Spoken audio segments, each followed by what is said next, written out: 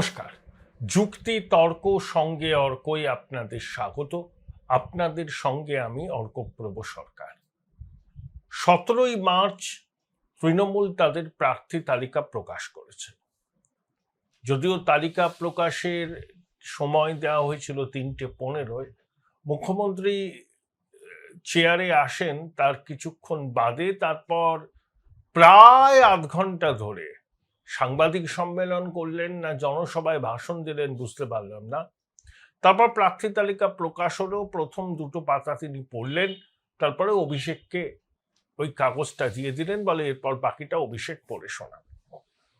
দেখুন, প্রোপ্রাইটারশিপ কোম্পানিতে এরকমই হয়। নৈবেদ্যের চূড়ার মতো বক্সিতা ছিলেন। বক্সিতার না আছে কোনো ক্ষমতা, না আছে কোনো সে, ওই নৈবেদ্যের চূড়ার মতো তিনি ছিলেন। আনুষ্ঠানিকতা হিসাবে সভাপতিকে রাখতে হয়, সেই জন্য বক্সিতা ছিলেন। বক্সিতা নাকি 17 জনের নামের একটা তালিকা পাঠিয়েছিলেন, সম্ভবত একটাও নাম অনুমোদন পায়নি। এখন প্রশ্ন হলো, তৃণমূলের প্রার্থী তালিকা তো আপনারা সবাই যারা আগ্রহী জেনে গেছেন। 74 জন নতুন প্রার্থী, 15 জনের আসন বদল হয়েছে। 2021 সালে নতুন প্রার্থী ছিল ওই 27 জন মতো, এবার প্রায় তার 3 গুণ বেড়েছে। কিন্তু এই প্রার্থী তালিকায় কার কর্তৃত্ব স্পষ্ট, এটাই তো প্রশ্ন। পারফরমেন্স অর পেরিশ, কর্পোরেট ম্যানেজমেন্টের যেটা মূল মন্ত্র, সেটাকেই নাকি তৃণমূল তাদের প্রার্থী তালিকায় অতীব গুরুত্ব দিয়েছে। কিন্তু বাস্তবে কি দেখা গেল? দিদিমণির কর্তৃত্ব দলের মধ্যে যে এখনো অবিংশবাদী, সেটা আবার প্রমাণ হলো। অভিষেক চেষ্টা করেও কিন্তু তার পুরো যে চাহিদা প্রার্থী তালিকা নিয়ে, সেটা পূরণ করতে পারেননি। কোথায় কোথায় পারলেন না সেগুলোই বলবো। তার আগে সনির্বন্ধ অনুরোধ, চ্যানেল সাবস্ক্রাইব করুন এবং অবশ্যই থ্যাঙ্কস বাটনে ক্লিক করতে ভুলবেন না। দেখুন, 2 জন হিস্ট্রি শিটারকে তৃণমূল টিকিট দিয়েছে। হাবড়া থেকে দিদিমণির প্রিয় পাত্র, দ্বিতীয় সবুজ বিপ্লবের জনক খাদ্যচোর বালু আবার প্রার্থী হয়েছেন। আবার মেকলিগঞ্জ থেকে অঙ্কিতা অধিকারীর পিতা, এই সরকারের প্রাক্তন শিক্ষা প্রতিমন্ত্রী, আগে ফরওয়ার্ড ব্লকের মন্ত্রী ছিলেন, পরেশ অধিকারীকে টিকিট দেওয়া হয়েছে। এ দুটোই হচ্ছে হিস্ট্রি শিটার। আমি একটু অবাকই হয়ে গেলাম যে পার্থ চট্টোপাধ্যায় বেচারি কি দোষ করলেন। পার্থ চট্টোপাধ্যায় 2022-এর 22শে জুলাই যখন ইডি তার বাড়িতে যায়, সারা রাত ব্যাপী তল্লাশি হয়, গ্রেপ্তারির মুহূর্তে ইডির আধিকারিকরা পার্থবাবুকে বলেন যে কাকে ফোন করে আপনি জানাতে চান বিষয়টা। পার্থবাবু তখন বলেন আমার আত্মার আত্মীয়কেই ফোন করতে চাই। ইডির আধিকারিকরা বলেন আপনার আত্মার আত্মীয়টি কে? তখন পার্থবাবু বলেন কেন, মুখ্যমন্ত্রী মমতা বন্দ্যোপাধ্যায়। মমতা বন্দ্যোপাধ্যায়কে 3বার পার্থবাবু ফোন করেছিলেন, কিন্তু মমতা বন্দ্যোপাধ্যায় ফোনটি ধরেননি। ইডি আধিকারিকরা লিখে দিয়েছিল যে পার্থ চট্টোপাধ্যায় গ্রেপ্তারির মুহূর্তে মমতা বন্দ্যোপাধ্যায়ের সঙ্গে যোগাযোগ করার চেষ্টা করেছিলেন। এতে দিদিমণি ব্যাপক চটে যান। কেন তার নামটাকে টেনে আনা হলো? তার 3.5 বছর জেল টেল খেটে পার্থ চট্টোপাধ্যায় এসেছেন, এসে খুব বলচাল দিচ্ছেন। জানি না তিনি নির্দল প্রার্থী হিসাবে দাঁড়াবেন কিনা, বেহালার মানুষের আশীর্বাদ নেবেন কিনা। ইডি তাকে আবার তলব করেছে। পার্থ চট্টোপাধ্যায়ের অপরাধ আর জ্যোতিপ্রিয় মল্লিকের অপরাধ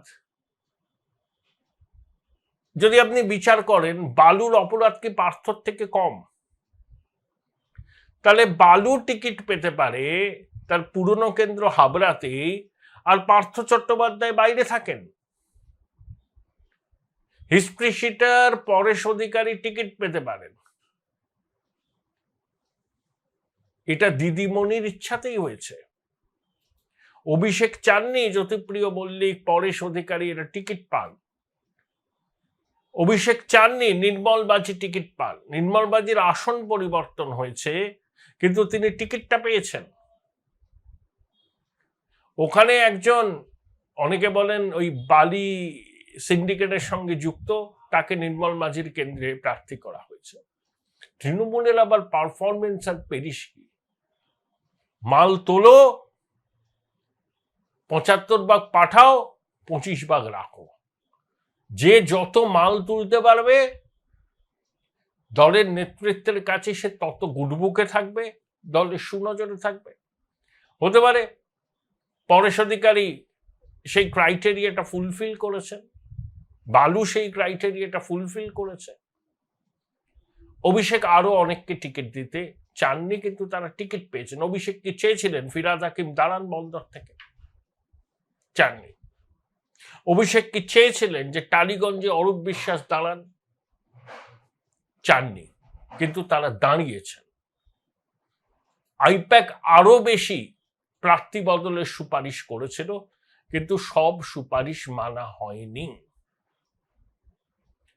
এই যে লাভলি মৈত্র কেঁদে ফেলেছিলেন স্টেজে যখন শুনলেন যে তাকে আর টিকিট দেওয়া হচ্ছে না, সুভাষিস মৈত্র ওখানে যাবেন, সুভাষিস চক্রবর্তী, সেই লাভলি টিকিট পেলেন।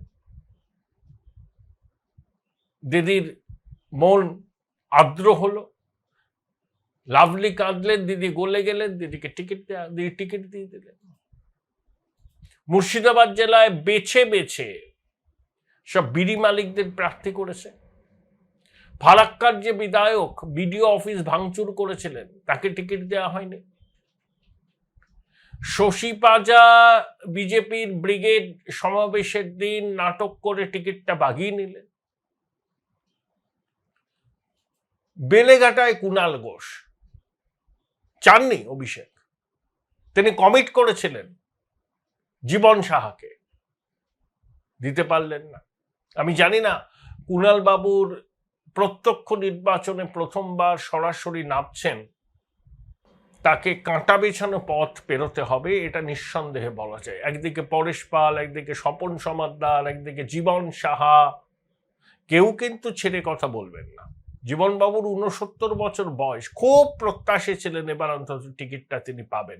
শুনেছি অভিষেক তাকে কমিট পর্যন্ত করেছিলেন, কিন্তু শেষ পর্যন্ত জীবন সাহা এবারও টিকিটটা পেলেন না। নিজের রাজনৈতিক জীবনের উপান্তে দাঁড়িয়ে আছেন জীবন সাহা। এবারেও যদি তিনি টিকিট থেকে বঞ্চিত হলেন, আর কবে পাবেন? জীবন সাহার অনুগামীদের মনে এই প্রশ্ন ভিড় করে আসছে। পরেশ পাল অসুস্থ, আরে অশোকদেবও তো অসুস্থ।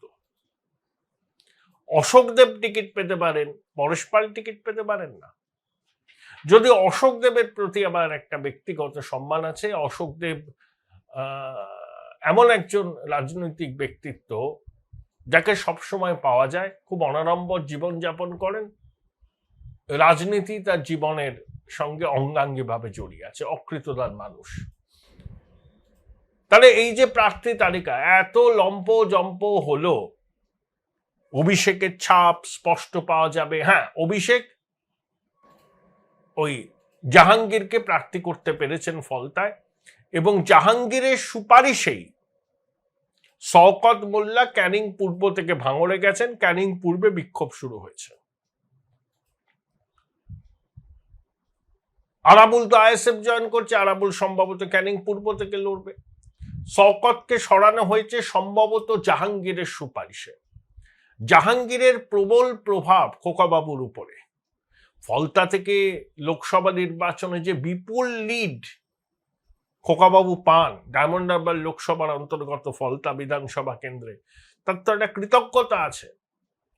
সেই কৃতজ্ঞতার বশে তিনি জাহাঙ্গীরকে টিকিটটা দিয়েছেন। আর জাহাঙ্গীর এলাকায় কি করে বেড়ায় এটা সবাই জানে। তবে এবার অতটা দাপাদাপিও করতে পারবে বলে মনে হয় না।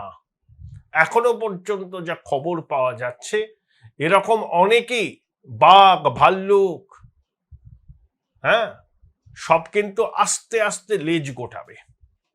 কারণ ভোটের সময় ফলতায় কি হয়, কিভাবে ভোট চুরি হয়, ভোট লুট হয়, হিন্দুদের ভোট দিতে দেওয়া হয় না, এরকম বুড়ি বুড়ি অভিযোগ আছে। বোলপুর শহরের কোলাহল থেকে মাত্র 20 মিনিট দূরেই রয়েছে সুন্দর রিসর্ট, যেখানে পেয়ে যাবে স্পেশিয়াস আর এস্থেটিক্যালি ডিজাইন রুম। তোমরা যারা গ্রুপে যাও তাদের জন্য আছে কমফোর্টেবল গ্রুপ স্টে অপশন, আর কাপলদের জন্য রয়েছে লাক্সারিয়াস সুইট রুম, তার উপর আবার ফ্ল্যাট 10% অফ। এখানে প্রকৃতির মাঝে তোমরা পেয়ে যাবে একটা সুন্দর সুইমিং পুল, ছোটদের জন্য প্লে এরিয়া আর একটা অ্যাস্থেটিক সেলফি কর্নার। প্রপার্টিটা পুরোটাই পেট ফ্রেন্ডলি আর এখানে আছে অনেক কিউট ছোট ছোট র্যাবিটস। সকালের ব্রেকফাস্ট থেকে ডিনার পর্যন্ত পেয়ে যাবে একদম হোমলি কমফর্ট ফুড, যা এক কথায় অসাধারণ। বেঙ্গলি কুইজাইনের সাথে সাথে পেয়ে যাবে চাইনিজ আর নর্থ ইন্ডিয়ান অপশন। বিকেলে বনফায়ারের আলো, বন্ধুদের সাথে আড্ডা আর খোলা আকাশের নিচে গ্রাম বাংলার হাওয়া, পুরোটাই এক অপরূপ অনুভব। তাহলে বলো তোমরা কবে প্ল্যান করছো এই পিসফুল এসকেপটা? And don't forget to follow Miss Cupcake for more such travel updates. এবার আশা করি কমিশন যেভাবে আটঘাট বেঁধে নামছেন, ফলতাকে জাহাঙ্গীরের মুক্তাঞ্চলে পরিণত হতে কমিশন দেবে না। ব্রাত্য বসু টিকিট পেয়েছেন, অভিষেক চাইছিলেন না, কারণ ব্রাত্য বসু অভিষেকের অনুগামী ছিলেন। যেই দিদিমণি আইপ্যাককে প্যাক বললেন, ছোটবাবুর সমস্ত ক্লোজ লোকজনদের দলের বৃত্ত থেকে সরিয়ে কোণঠাসা করলেন, ব্রাত্যবাবু চোখের পলক ফেলার আগে ডিগবাজি খেয়ে দিদিমণির কাছে একেবারে সারেন্ডার করলেন, তার মন্ত্রিত্ব টিকে গেল। এবার তিনি টিকিট পেতেন না, অভিষেক চাননি টিকিট দিতে তাকে, কিন্তু দিদিমণির হস্তক্ষেপে ব্রাত্যবাবু টিকিটটি পেয়েছেন। এই যে সব্যসাচী দত্তকে বারাসাতে আনা হলো, এটাও কি অভিষেকের খুব সম্মতি ছিল? ছিল না। এরা দিদিমণির পুরনো ভৃত্য, দিদিমণি এদের জন্য সবসময় একটা আলাদা জায়গা আছে, তার স্নেহ আছে, মমতা আছে। এরা বিরাট বিরাট অপরাধ করে আসলেও দিদিমণি সেগুলোকে ছোট ঘটনা বলে চালিয়ে দেয়। আফটার অল ওরা তো আমার সঙ্গে আছে, মানে দিদিমণির সঙ্গে কেউ যদি থাকে, সে যদি গুন্ডামি করে, চুরি করে, ডাকাতি করে, নামজাদা দুর্বৃত্ত হয়, কিন্তু তার আনুগত্য যদি দিদিমণির প্রতি থাকে, তাহলে তার শতগুণ মাপ। দেখছেন না হিস্ট্রিশিটার বালু? আমি তাই ভাবছি পার্থদা কি অন্যায়টা আর করলেন। বালু মল্লিক 1.5 বছরের কাছাকাছি জেল খেটেছে, পার্থদা 3 বছরের উপরের কাছাকাছি জেল খেটেছে। আর ওরকম বান্ধবী তো অনেকেরই থাকে, পার্থ তো বলেইছেন। তাহলে পার্থবাদ আর বালু সমহিমায় আবার নির্বাচনী ময়দানে পুরনো কেন্দ্র হাবড়া থেকে, এর থেকে বোঝা যায় যে অভিষেকের এখনো সেই পাকার মজবুত হয়নি দলের মধ্যে। দিদিমণি শেষ কথা বলে, এখনো বলে, কারণ তৃণমূলের বিধায়করা এটাও জানেন, যারা প্রার্থী হচ্ছেন তাদের নির্বাচনী বৈতরণী যদি পেরোতে হয়, ভরসা দিদিমণি।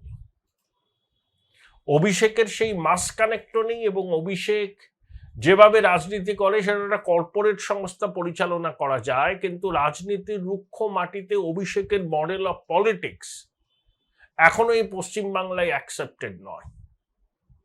এত পুলিশ নিয়ে ঘোরা, এত বৈভবে রাস পালন করা, ফোন পর্যন্ত ধরেন না, তার সঙ্গে কেউ দেখা করতে গেলে ঘন্টা তিনেক মিনিমাম অপেক্ষা করে থাকতে হয়। আগে যখন তার বাড়িতে কেউ যেত, টেলিফোনটি, মোবাইল ফোনটি বাইরে জমা রেখে যেতে হতো। তো এটা তো দিদিমণি করেন না কখনো। দিদিমণি আবল তাবল বকেন, ভুলভাল বলেন, অনর্গল মিথ্যা কথা বলেন, কিন্তু দলের পুরনো কর্মী সমর্থকদের কাছে দিদিমণির একটা অ্যাক্সেস আছে, এখনো আছে। আর দিদিমণি প্রকাশ্যে এইসব বৈভবে রাস পালন করেন না। তাই অভিষেক যতই ভেবে থাকুন না কেন যে তিনি টিকিট ডিস্ট্রিবিউশনের কথা শেষ কথা বলবেন, সেটা কিন্তু হয়নি। হ্যাঁ, তার কিছু অনুগামীকে তিনি টিকিট পাইয়ে দিয়েছেন, সে তো স্বাভাবিক, সেটা হবে না কেন? কিন্তু প্রার্থী তালিকার সর্বত্র অভিষেক তার নিজের ছাপটা রাখতে চেয়েছিলেন, সেই ছাপটা তিনি রাখতে পারেননি।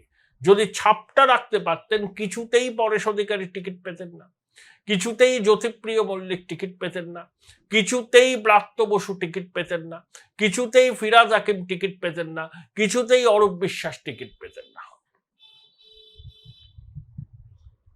পেতেন না।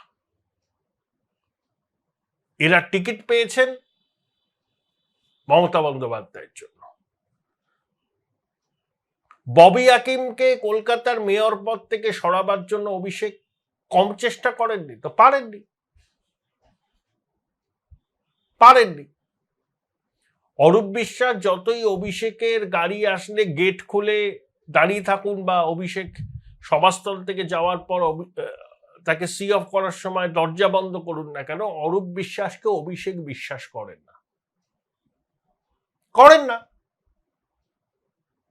অভিষেকের ঘনিষ্ঠ বৃত্তে দেবরাজ চক্রবর্তী আছে, তার স্ত্রী প্রার্থী হয়েছে, দেবরাজেরও প্রার্থী হওয়ার ইচ্ছা ছিল, হতে পারেনি।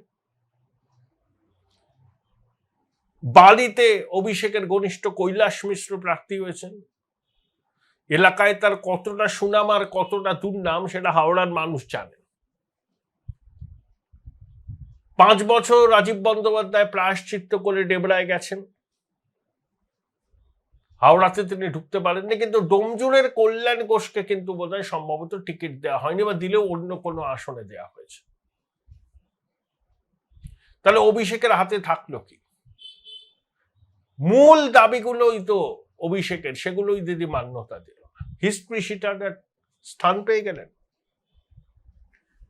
এক পরিবারের একজন সদস্য টিকিট পাবে, একটা ব্যতিক্রম হচ্ছে, কোথায় বলুন তো?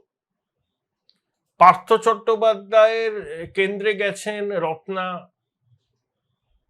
চ্যাটার্জি, দুলাল দাসের মেয়ে, আর দুলাল দাসের ছেলে প্রতিদ্বন্দ্বিতা করছেন মহেশতলা থেকে। একটাই ব্যতিক্রম আছে, ভাই বোন দুলাল দাসের ছেলে মেয়ে দুজনেই টিকিট পেয়েছেন। কুণাল ঘোষের বাসায় গ্ল্যাক্সো বেবি শোভন চুপ করে আছেন, টিকিট পাননি। সক্রিয় রাজনীতিতে তাকে দেখাও যাচ্ছে না। অনেকে দুয়ো তুলছেন 2026 ডিসেম্বরে কলকাতা পুরসভার ভোট, সেখানে শোভনকে নাকি মেয়র প্রজেক্ট করে নামা হবে। যদির কথা নদী পারে, আগে বিধানসভা নির্বাচনটা উতরক তৃণমূল, আগে দেখা যাক তারা ক্ষমতায় আসে কিনা, তারপরে তো কলকাতা কর্পোরেশনের ভোট। আমি বললাম যদির কথা নদীর পারে, শোভনকে এনকে দিয়ে চেয়ারম্যান করেই ব্যাস। এবং শোভন অদ্ভুতভাবে চুপ করে আছেন, একটা কথা বলছেন না। প্রায় হাফ প্যান্ট পরার বয়স থেকে শোভন রাজনীতি করেন। এটা শোভনের প্রার্থীপদ কেন আটকালো? অভিষেকের আপত্তিতে, নাকি দিদিমণি চাননি? কারণ অভিষেক শোভনের সঙ্গে 3.5 ঘন্টা বৈঠক করেছিলেন তার ক্যামাক স্ট্রিটের দপ্তরে। আবেগ আপ্লুত হয়ে গেছিলেন শোভন, কত পুরনো কথা মনে এলো, কত কথা। সক্রিয় রাজনীতিতে শোভন ফিরুক অভিষেক চাইছিলেন, কারণ ফিরাদ হাকিমকে কাউন্টার করার জন্য। আমার ধারণা শোভনের আরো অন্য কতগুলো দাবি ছিল, সেই দাবিগুলো মমতা অভিষেক কেউই মানতে চাননি, সেই জন্য শোভন টিকিট পাননি। বুদ্ধিমানের কাজ করেছেন তিনি। টিকিট নিয়ে নির্বাচনী ময়দানে প্রতিদ্বন্দ্বিতা করলে প্রচারে অনেক বিষয় আসতো, অপ্রিয় বিষয়, সেগুলো কেউই চায়নি। পরমব্রত ইমন কিন্তু বুদ্ধিমান, বুঝেছে হাওয়া ভালো নয়। এই হাওয়ায় ভোটের ময়দানে নেমে যদি মুখ পোড়াতে হয়, তার থেকে ভাই যেমন আছি ভালো, কলাটা মুড়োটা ভালোই হচ্ছে, ওইভাবেই থাকে, অভিনয় করে ওইভাবেই থাকে। কিন্তু দিনের শেষে কি দেখা গেল? বিড়ি মালিকদের ঢেলে প্রার্থী করা হলো। হিস্ট্রি শিটারদের তালিকায় থাকলেন খোকাবাবু, তার ভীষণ ঘনিষ্ঠ জাহাঙ্গীরকে প্রার্থী করলেন, জাহাঙ্গীরের সুপারিশে শওকতের কেন্দ্র বদল হলো। শত চেষ্টা করেও প্রাপ্ত বসুকে নির্বাচনী ময়দানের বাইরে রাখতে পারলেন না অভিষেক। এখন দেখা যাক অভিষেক ব্রাত্যর হয়ে প্রচারে যান কিনা, কুণাল বাবুর হয়ে প্রচারে যান কিনা। জীবন শাহকে প্রতিশ্রুতি দিয়ে অভিষেক টিকিট দিতে পারেননি। অর্থাৎ একটা জিনিস স্পষ্ট, দিদিমণি যতদিন সক্রিয় রাজনীতিতে থাকবেন, অভিষেককে সেকেন্ড ইন কমান্ড হয়েই থাকতে হবে। এই বার্তাটা দিদিমণি স্পষ্ট করে দিয়েছেন তৃণমূলের ব্যাংক অ্যান্ড ফাইলে।